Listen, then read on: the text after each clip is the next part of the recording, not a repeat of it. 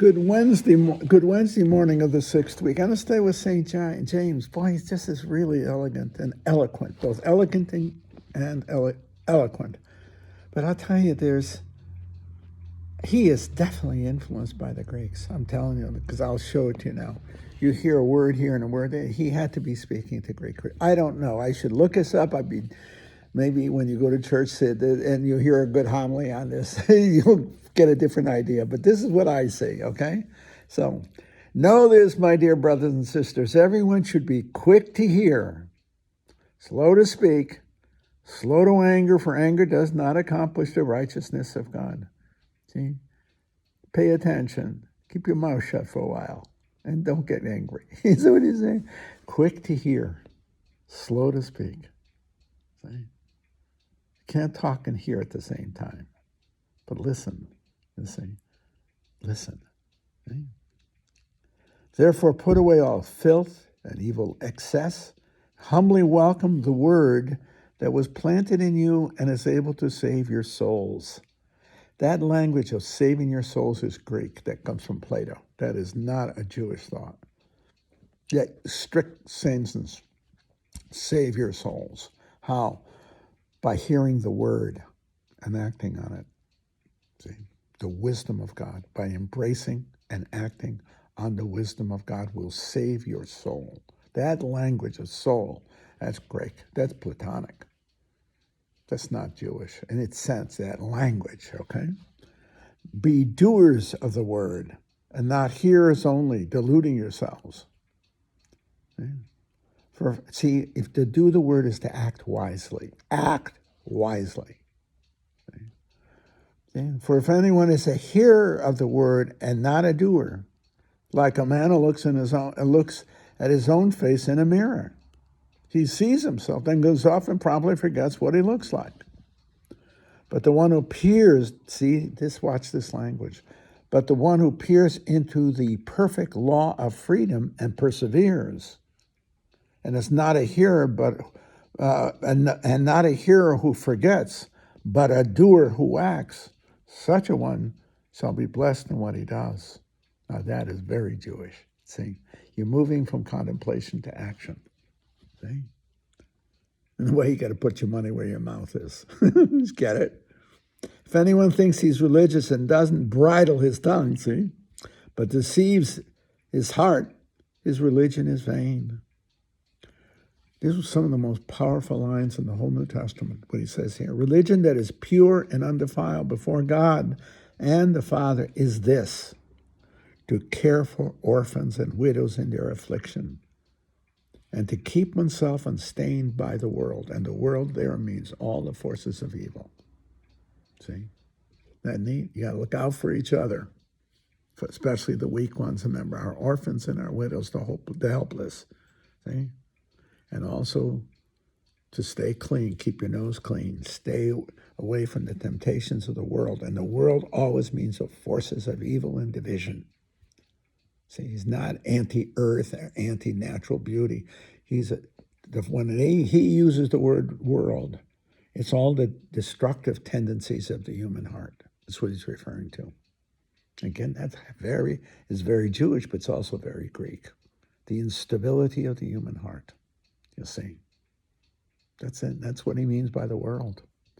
It's the realm of confusion, moral confusion, unwisdom, foolishness, not joking stupidity, but the radical foolishness of a heart that doesn't know beauty or goodness or truth, chasing after the fashions of the day, as it were, the moods of the time, the unwisdom of the time. We see that. We see that politically, where you're chasing fads. You're chasing what's the current, what is the new thing, you see that culturally, how dangerous it is, because it's fleeting. It's driven by the winds of time. See? It's not that we shouldn't be evolving with our times and be leaders of our times, but we have to have a keen sense of what is the true, the good, and the beautiful. Not whatever is popular, not what is expeditious, or whatever the right word is, what is expedient, but what is true and good. In many, many ways, you want to see that. Talk about American moral culture, how fleeting it is, how temporally fleeting it is, and how the church is a voice of stability in it. Unpopular. Plato was unpopular. Socrates gets whacked, okay? Christ gets whacked. I'm not saying you're going to be popular. I'm going to say you're going to be truthful. And the truth will liberate you, not the fads. And we are in a faddish time in many, many ways. Very whimsical. Because our means of, I think our means of, our media is so fluid. It's beautiful, but it's fluid. And it's easy for an idea to pop up and prevail for a while, as opposed to having a kind of density to it, a thickness, a toughness to it. It's not, it's fleeting. And hence it's like the sea, what James says, blown by the wind. Today here, tomorrow there. That's extremely dangerous in a culture when it seems to have lost its deep sense of stable values. And I think we saw Europe. Can you imagine? When I think of how the German people could have believed in that idiot, Hitler, and the Italians, that buffoon, Mussolini, these guys got elected. It shows you the whimsicalness of the time, how frightening that is. I'm not blaming them. I'm thinking that would have been me, subject to the whim. And what it brought about with a catastrophic century. See? That's the danger of whim. It's unstable like the ocean's unstable with the wind. If you're out in a boat in that situation, you know how dangerous it is because you have no anchor. You have no stability. And this forth, the wind is blowing and the waves are rowing in a certain way. I told you hundreds of times, dozens of times, when my father tried to row against it.